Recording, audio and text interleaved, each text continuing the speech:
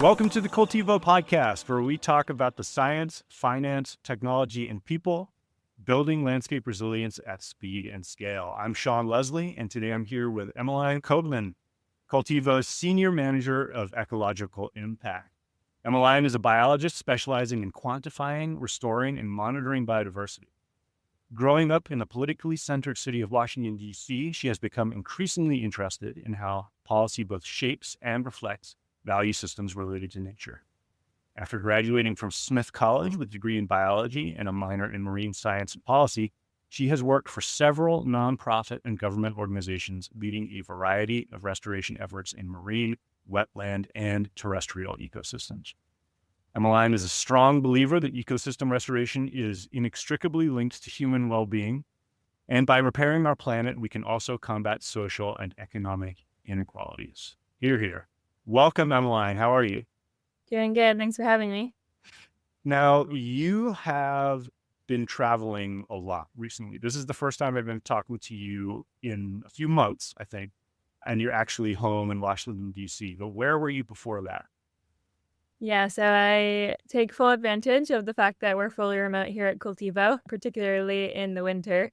So this winter, I spent 3 months in Ecuador, in the coastal town of Las Tunas, which is a tiny little fishing and now surfing town. Yeah, in kind of the southern Pacific coast of Ecuador. That's cool. And then even after that, I think you said you traveled down to Florida, but this was more of a personal trip, I think. Yeah, so came back for a few days to DC, realized that spring wasn't here yet. No, we had a friend trip planned to Florida to do a couple days of camping in the Everglades. I had never been down there. Learned that it's the biggest wetland in the Northern Hemisphere, which is pretty cool. Saw lots of birds and alligators, so it was a good time. Awesome. And I had sort of a little bit of weather shock myself. I just spent 6 or 7 days in Mexico visiting some of the Cultivo projects in northern Mexico on some cattle ranches where we're helping to get a system of rotational grazing and sort of regenerating those landscapes going. And it was 100 degrees, very dry. And I came back here and it was 25 degrees and we got 10 inches of snow overnight. So it's been a little bit of weather shock. Anyway, today we're going to be talking about biodiversity with a focus on grasslands. And we're going to talk about why grasslands are a crucial habitat. But first, I was hoping you could tell me, what's a book, film, or piece of art that has profoundly shaped your view of nature? Yeah, so I think the most obvious and first thing that comes to mind when I get that question is just like all of David Attenborough's nature documentaries. I don't think you need to be a biologist or particularly interested in ecosystem restoration to just be completely like blown away by those types of documentaries, and particularly the newer ones these days where they have like amazing film technology and just the footage that they're able to capture is completely inspiring and insane. So I'd say that's the easy answer, but if I think a little bit more deeply and more on the scientific level, what really changed my thinking around ecology and biology in general, one book that comes to mind is The Hidden Life of Trees by Peter Wohlleben. So I read this book during the early years of my undergraduate degree, and this book is about how trees communicate, how they cooperate, and how they support each other in forest ecosystems. And this book really challenges the common perception that trees are very passive and very solitary, and instead portrays the forest ecosystem as dynamic and interconnected, where collaboration is really the key to survival. And I think this book challenged this dominant narrative that probably a lot of us heard in Bio 101, that I'm sure I definitely heard as well, that the kind of ecosystems are driven by competition and survival of the fittest and this individualistic nature of things. And those are the rules of nature, when in reality, the more you dig into ecosystems and the more you learn about ecology, you realize there's probably 100 times more cases where there's cooperation reciprocity, mutualism taking place in ecosystems. So I think this really changed my thinking in how ecosystems function at the most basic level and kind of influence how I think about ecosystems when I'm monitoring or thinking about restoration in ecosystem. That's excellent. Yeah. I remember reading a lot of ecological, ecology-focused books in my formative undergraduate years too, and they definitely shaped me. Great answer. I've heard about that book. I have not read it, but now I will. Yeah, I would definitely recommend. Right on. Okay, so let's go back. You are senior manager of ecological impact. What does your typical week look like? Or I know that week to week, our jobs can change quite a bit at Cultivo. So what does, maybe not a typical week, but what does your job encompass as the ecological impact manager? Yeah, so I think you're right that every week is a little bit different and all of our roles are pretty broad, I think, at Cultivo. But I have a couple of key kind of buckets of work. One of them is being the technical lead for our U.S. pipeline of projects. So this includes a lot of grassland projects, so relevant to our conversation today, but also includes forest ecosystems and other types of projects as well. And so in this role, I'm really working on project development. So that includes co-designing restoration techniques with our on-the-ground partners. It includes ensuring that our projects are complying with different registries and certifying bodies that we're working with. So anything that relates to the technical project development of our U.S. pipeline. Another kind of big bucket of work for me is acting as the scientific interface of our technology roadmap. So I work really closely with our technology and product teams to help drive the development and the evolution of our land analysis and project enabling tools. So these are any kind of technology tools that Cultivo develops to help speed up and scale our efforts on regeneration. So working on requirement gathering, on finding data sets that might be relevant to particular tools, and generally helping the analysis of restoration potential. Then I'd say the last thing, and probably the most broad, is all things related to biodiversity. So looking at biodiversity monitoring technologies, looking at new biodiversity data sets, increasingly looking into biodiversity crediting methodologies, and trying to understand how we can always incorporate more biodiversity-related themes into our natural capital projects. Like you said, every week is really different. We're working on really complex ecological systems and complex projects. So I think we're always looking at ways to challenge these complex problems related to restoration. Yeah. I'm just myself learning more about the importance of biodiversity and, as I said, bees and things like that, and crucial pollinators, and the importance of what we all know growing up. We're all taught about the interconnectedness of nature. But when we talk about biodiversity, grasslands aren't the first place that comes to mind, the first ecosystem that comes to mind. Why are grasslands important ecosystems, and how do they compare with other ecosystems, other landscapes in terms of biodiversity? Yeah, I think the first important thing to highlight is grasslands are massive. So they cover around 40% of the Earth's terrestrial land surface. So they're a huge ecosystem that holds a wide range of different types of species. And when we think about grassland biodiversity, we have to think about what's going on above ground, which is probably what we think of the most, the grasses, the insects, those types of things, but also what's going on below ground. And a huge amount of the biodiversity in grasslands is below the surface where we're not seeing it. When it comes to, let's say, comparing a grassland ecosystem with a forest ecosystem, generally speaking, grasslands might not have the same number of species. So the absolute number of species in a grassland might be lower than a forest, of course, depending on the grassland and depending on the forest.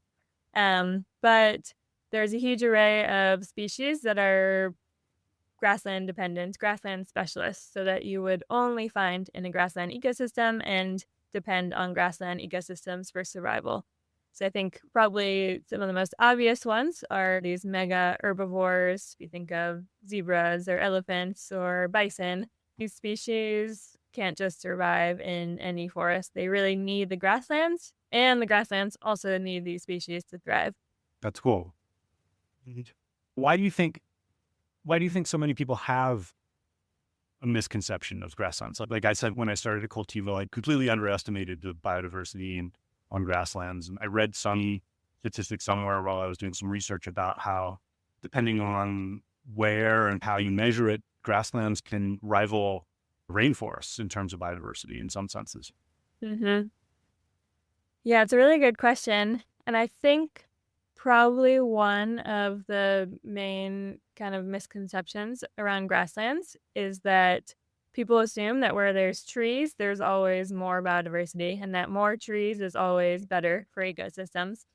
You can see this kind of issue with lots of more recent afforestation projects happening in grasslands where there's tree planting initiatives and trees are planted in areas that didn't historically have trees, that are historically grassland ecosystems. And this can obviously have really detrimental effects on grasslands.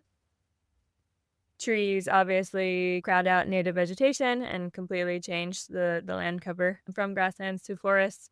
A lot of grasslands are also in arid areas of the world. That is part of what defines a grassland in a lot of cases. And so planting trees can have really negative impacts on things like water levels and soaking up additional water that's not really available in those types of landscapes and ecosystems. So I think people see that there's no trees and they say there's not much here then. But again, when it comes to grasslands, a lot of that is happening at the surface or below the surface of the soil as well. So it's a lot more hidden in that sense. What does biodiversity in a grassland system actually look like? What kinds of species, plants? You said stuff in the soil, I'm presuming microbes, things like that. What are you talking about? Yeah, so again, grasslands cover a huge amount of area and they're very diverse. So it can really depend on the grassland what species you find in each particular grassland. But in general, when we're talking about grasslands, you obviously have vegetation.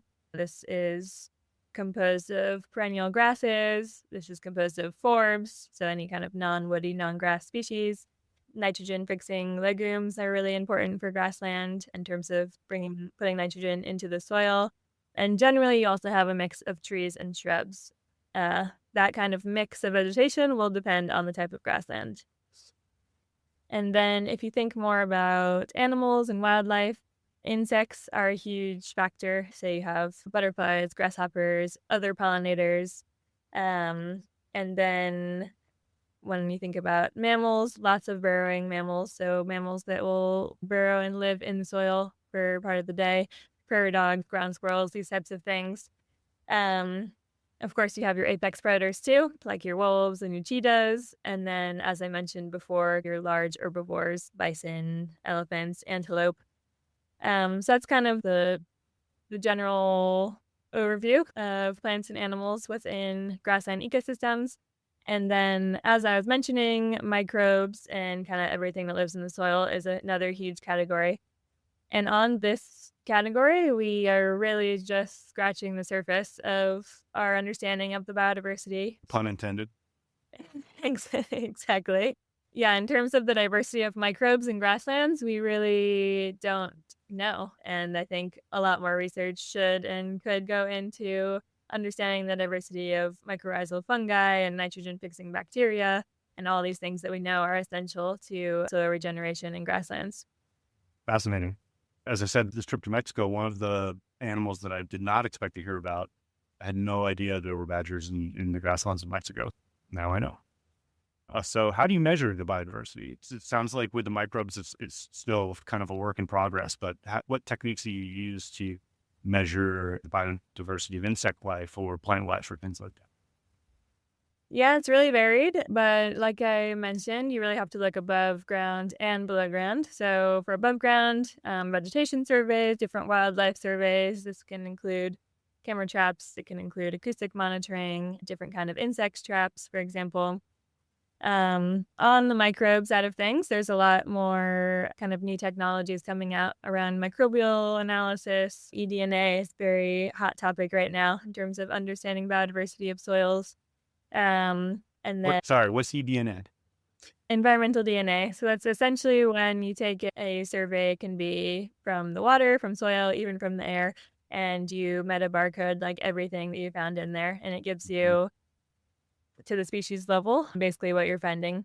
I think the issue in understanding the diversity of soil microbes is that we haven't identified all the species. So you might get a piece of DNA from a particular species, but you can't actually link it to the species name because it's not in the database yet in terms of barcoded DNA. A very good technique for understanding kind of the overall diversity, but still limited in terms of the general database of all the species that you might find. That's amazing. And I have heard of eDNA, but thank you for reminding me. But I'm about to reveal some level of my nerdiness. I heard about it because they use it to look for the Loch Ness Monster. Anyway, you had mentioned earlier that there are different kinds of grasslands all over the world. A lot of them are in arid places, some of them in more temperate or tropical places. And I was wondering if you could speak to the differences a little bit, and then maybe talk about the kinds of grasslands that we mostly focus on here at Cultivo. Definitely. So even within temperate grasslands or tropical grasslands, there's a huge range of what you can find. But in general, temperate grasslands, which could be like North American prairies, for example, or the Eurasian steppe, these are very grass dominated. So generally dominated by perennial grasses. And when we think about seasonal differences in these grasslands, it's mostly driven by temperature extremes. So they really have a pronounced growing and non-growing season. The non-growing season because of the cold weather that they would experience during that part of the year. And in contrast, if we think about tropical grasslands, this would be like an African savanna or a South American cerrado. They're obviously warm year-round, and so seasonal differences are more driven by moisture. So they generally have a wet season and a dry season. And because they have a dry season and they're warm all year round, they are generally characterized by having more frequent fires and higher intensity fires than you would find in temperate grasslands. So there's a lot more management related to fire. The ecosystem really depends on the prevalence of fires throughout the year. And in terms of what kind of grasslands we work with at Cultivo, we really do it all. So we don't have a particular focus like between temperate and tropical. We have projects in the US, in Mexico, in Uruguay, in Namibia. So we're really looking across the span of different types of grasslands. And so there are obviously common themes between them all, but there's also big differences in terms of how they need to be managed and how different restoration techniques might be implemented across these different types of grasslands. Yeah, I remember seeing, maybe 10 months ago or so, you were in Namibia to check out that project in the Nene Highlands. Exactly. And that looked incredible. And yeah, I'm envious. I'm envious that you got to go on that one, and hopefully I'll get to sneak out there at some point. Okay, we had mentioned ecosystem services, the services that landscapes provide as far as filtering water. When it comes to insects, they pollinate different plants, keep our food sources growing and regenerating. And I'm wondering, what are some of the key ecosystem services provided by grasslands, especially those biodiversity-rich grasslands you were talking about? And how do grasslands support those functions like pollination, like water retention, like maintaining soil health? Yes, I'd say the ecosystem service that's most prominent and most important in grasslands is the production of forage. So forage is any vegetation that is palatable to livestock. And so this obviously has huge implications on food security and local economies. The FAO reported that more than 1.3 billion people depend on livestock for their livelihoods and for food security. And the more biodiversity and the more biodiverse rich the grassland is, basically the more forage it can produce, and the more diverse forage and the more nutrient rich forage. So that's a great example of kind of an ecosystem service that is related to direct use of grasslands. But of course, there's also a huge swath of ecosystem services that aren't related to direct use. And I can touch on a few, but I could also spend a whole hour talking about the ecosystem services of grasslands. But to name a few, Habitat provision is a huge one. So this is the ability of grassland ecosystems to provide habitat and sustain a wide range of different species. So this relates to your question on pollination, for example. So being able to sustain a diversity and abundance of different type of pollinators. And this kind of is they're interconnected in a positive feedback loop where more pollination leads to better plant reproduction and better habitat and then more pollinators. And like you mentioned, pollination isn't just good for grasslands, but all the surrounding areas as well, and food production in surrounding areas. You also touched on soil. So probably most people that are listening are aware that soils are being depleted around the world and that the quality and health of soils is in decline around the world. So grasslands are really important for regenerating soils. They're actually able to create and maintain new soil where they're preventing the loss of soil through preventing erosion through having deep-rooted species and things like that. But they're actually also creating soil through microbial processes and the decay of plant material and things like that. So creating soil, having microbial-rich soil, all of that is a key ecosystem benefit of biodiversity-rich grasslands.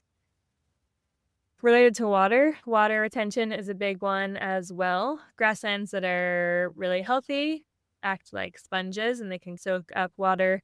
This has positive impacts related to reducing flooding, maintaining groundwater recharge, and water quality in terms of preventing runoff and pollution getting into nearby waterways. Again, there's many more, but probably the last one I would highlight is the carbon storage ability of grasslands. So over 30% of the world's soil carbon is stored in grasslands. And so this is a huge carbon sink for the world, helping prevent climate change and store carbon.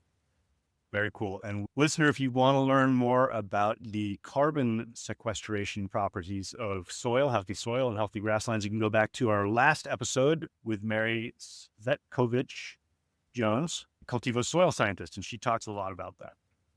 Great to hear about grasslands being super biodiverse ecosystem, but I know that we are living through a biodiversity crisis. That also applies to grasslands. What are we seeing in terms of biodiversity loss in grasslands, and what factors are contributing to that?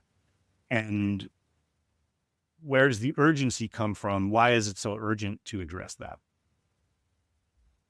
Yeah, I mean, one of the biggest risks to grasslands is land conversion. So this obviously results in the total loss of biodiversity of grasslands in those areas. So this is the conversion of grasslands to a whole different land use. The biggest culprit being conversion to agriculture, but also conversion to urban areas, conversion for infrastructure development. All these things are greatly impacting grasslands. In the U.S. Great Plains, around 50% of grasslands have been converted to croplands, and this pattern can be seen all around the world. So this is a major issue that essentially causes almost the complete loss of biodiversity. So that's a big factor in terms of biodiversity loss. Another factor greatly contributing to biodiversity loss in grasslands relates to management. The incorrect management of grasslands, that can be through things like overgrazing.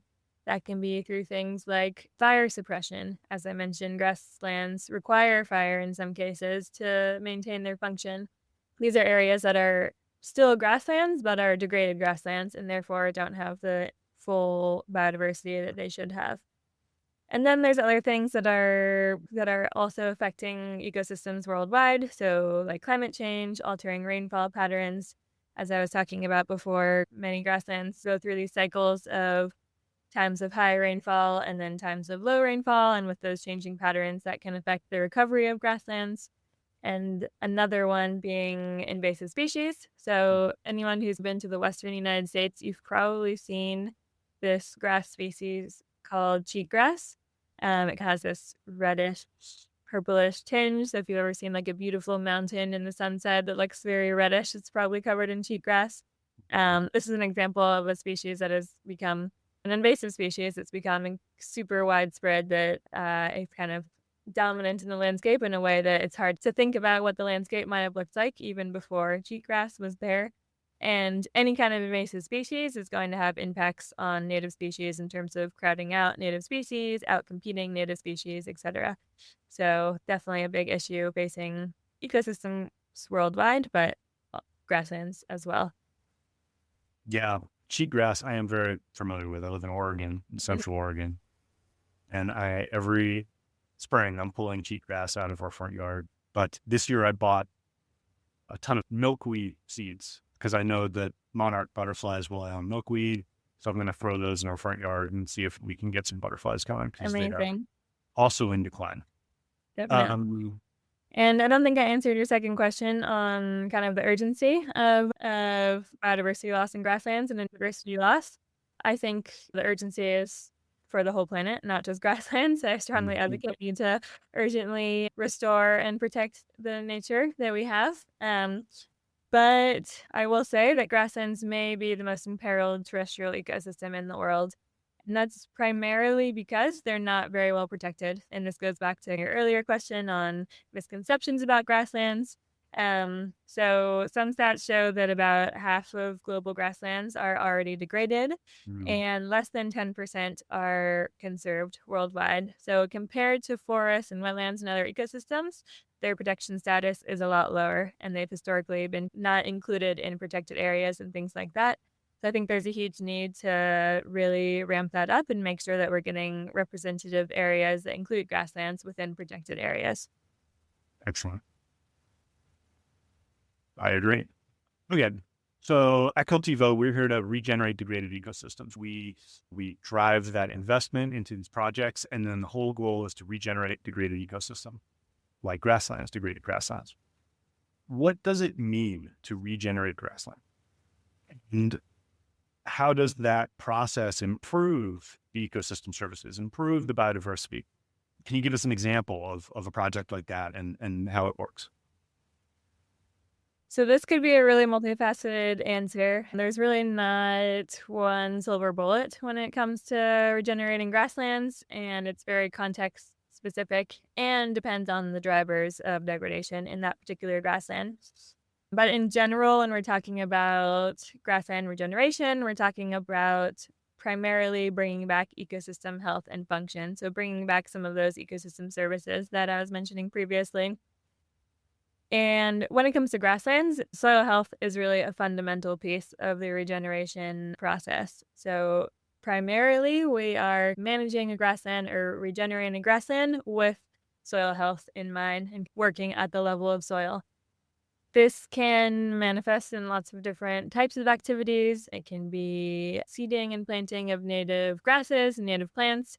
It can be erosion control measures, water retention measures, and then, of course, better management related to fire and grazing. In general, regenerated grasslands have more biodiversity and provide more habitat. And again, it's like this positive feedback loop that more regeneration leads to more biodiversity should lead to faster and more successful regeneration. And so they really go hand in hand. And here, maybe it's important just to mention that when I'm saying more biodiversity and better biodiversity, I'm not necessarily just talking about the number of species, but really the correct species in the correct abundances in the correct places. So better biodiversity is really context specific as well. And of course, one of the ecosystem services we talked about was carbon sequestration, and that too, when we regenerate the grassland, it can store more carbon. Definitely. So there's a couple of different mechanisms that lead to grassland storage and sequestration. A few kind of the common sense ones: less erosion, less loss of soil, more soil creation. You're obviously, the more soil you have, the more carbon can be held in the soil. So it's like a pretty obvious direct link. Other ones, perhaps a little bit more nuanced. So for example, a more regenerated grassland increases water infiltration, for example. So more water is infiltrating into the soil. In general, wetter soils lead to more microbial activity, which also increase the carbon storage in soils. So microbes are decomposing and adding to the soil carbon pool. But really the main kind of mechanism of increasing the amount of carbon in the soil relates to that relationship with perennial grasses. So these perennial grasses have deeper roots, and they're essentially taking the energy from the sun and transferring it into the soil stored as carbon.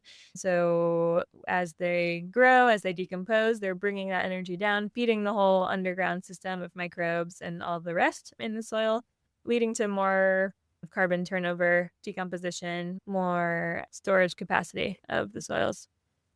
Fascinating. Do we have examples of successful grassland regeneration projects? Maybe not even related to Cultivo. We have a lot of grassland projects going, as you said, but is there one that sort of stands out as being a particular success? One that I've been hearing about a lot and that I just think is super cool because they're super cool is the Saiga antelope. I don't know if you've heard of this one. This is like a grassland herbivore species that can be found in the Eurasian steppe in Kazakhstan and in Mongolia. And I think it was around the 2010s, there was a population crash of this species, and about half of them died. So it was super severe, and this was mainly due to a disease outbreak. And since then, there's been a huge effort to restore their populations. So they've been doing things around veterinary care, around reducing poaching, for example. But another main aspect was the protection of the grassland habitat of this species. So they protected a huge swath of grasslands in Kazakhstan. They also implemented different grassland restoration efforts, so controlling overgrazing, for example. They did some invasive species removals as well. And there's been a huge rebound in this species over the last 10 or 15 years. So really amazing to see. And I think it's a great example of how kind of one iconic species can be used as a tool to protect a whole swath of grassland biodiversity, because there's probably countless endangered species within that grassland that we don't even know about that are now protected because of this one species.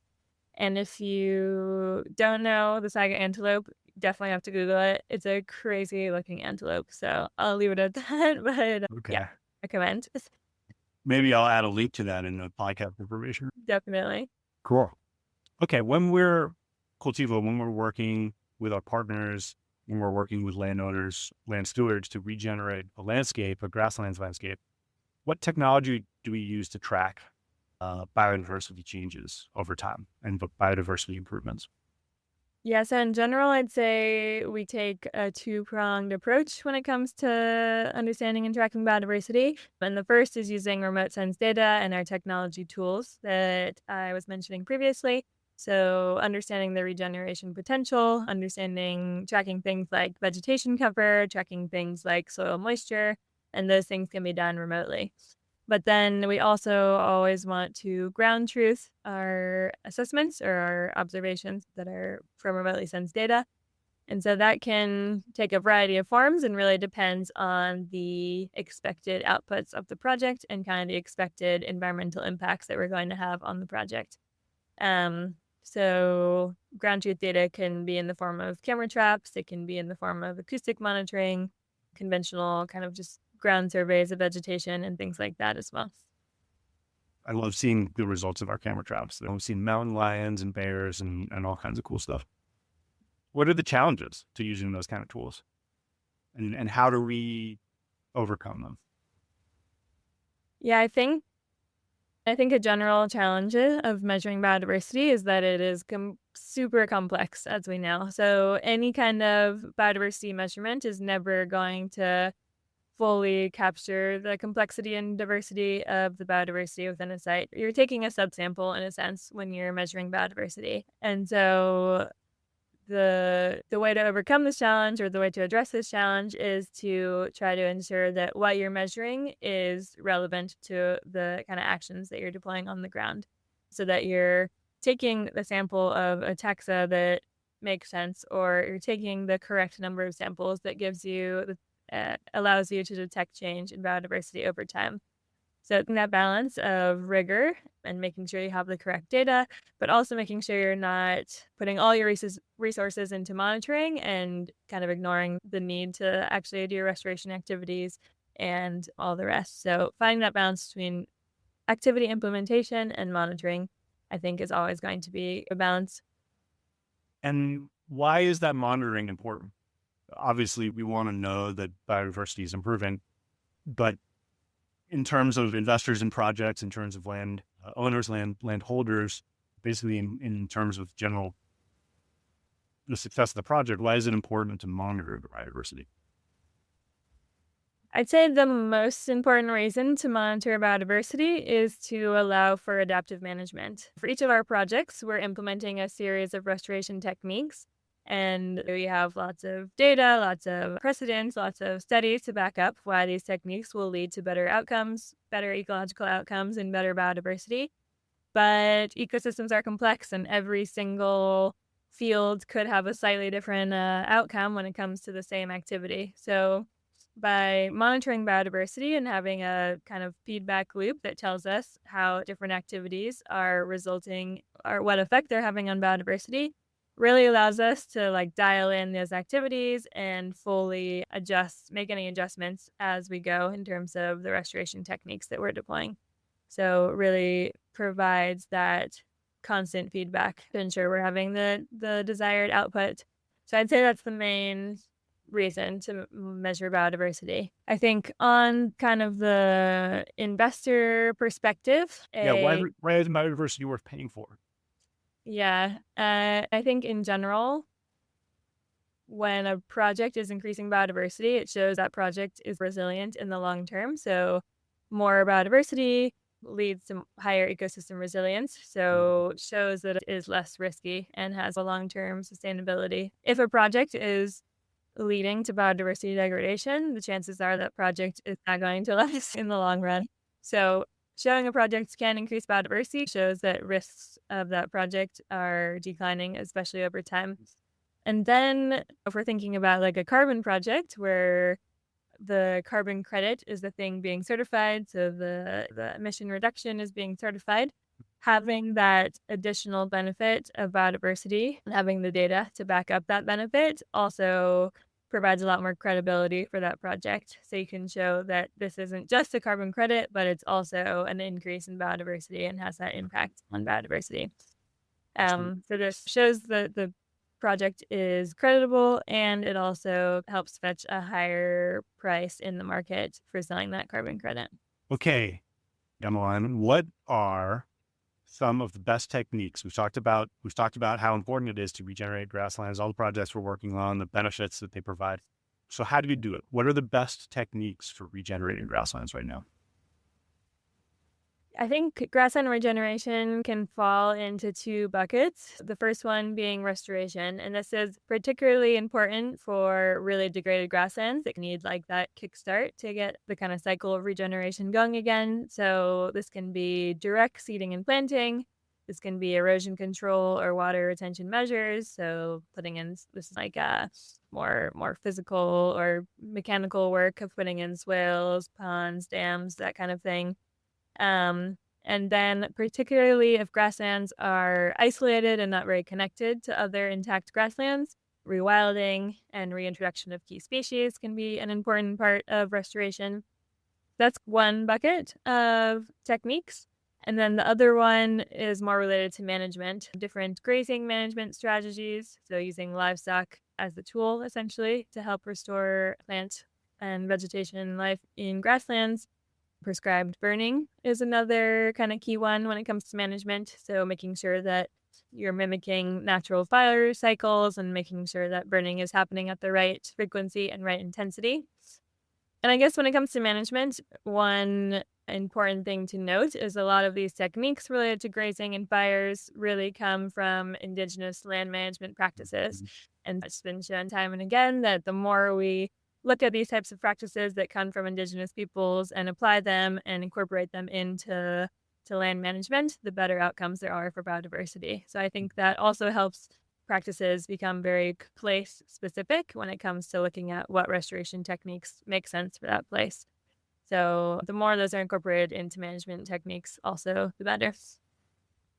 Yeah, it's fascinating to see that that generational knowledge that's been passed down over time from people who've lived on the local landscape for generations and generations is worth listening to for sure. And maybe we forgot about that for a little while.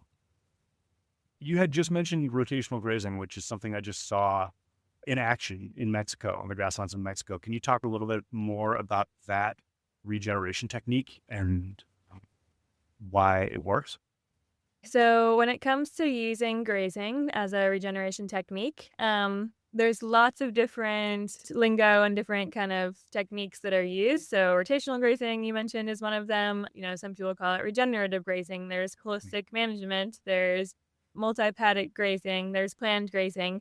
And so these are all similar but slightly distinct techniques when it comes to using livestock as a tool for restoring grassland. But at their core, they all have kind of this one, or it's all based on kind of one theory, which is about mimicking natural grazers. As I have mentioned, grasslands really depend on grazing for proper functioning and for reducing degradation. And so when we're thinking about mimicking natural grazing, we're talking about running livestock at high density and low duration. So using this high density, low duration pattern of livestock grazing. And if just for a second I can get you in the mind of a natural grazer, so this is like a herbivore, think of like a zebra or a bison, for example. And they're really thinking about two things, and that is eating and not getting eaten. So those are the two things that they need for survival when we're talking about natural grazers.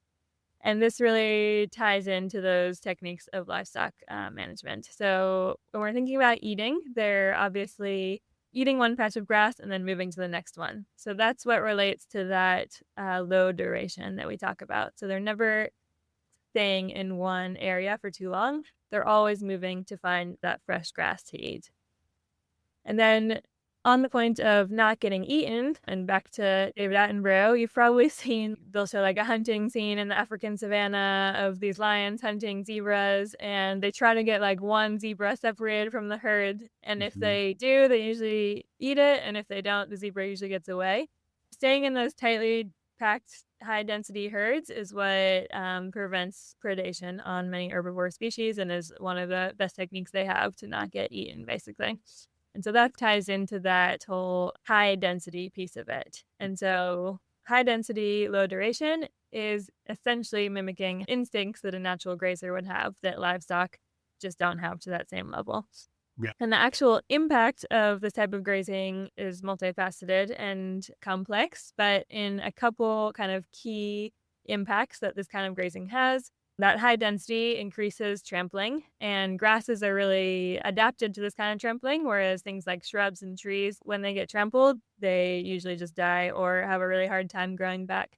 So it helps maintain the grassy ecosystem and prevent woody encroachment of trees and shrubs. That trampling also digs up the soil and aerates the soil as the animals are moving. So again, the short duration that they're moving around, they're taking seeds from one area, taking them to another and depositing them as manure. That manure is also fertilizer. So when it's evenly spread, it can fertilize that new seeds.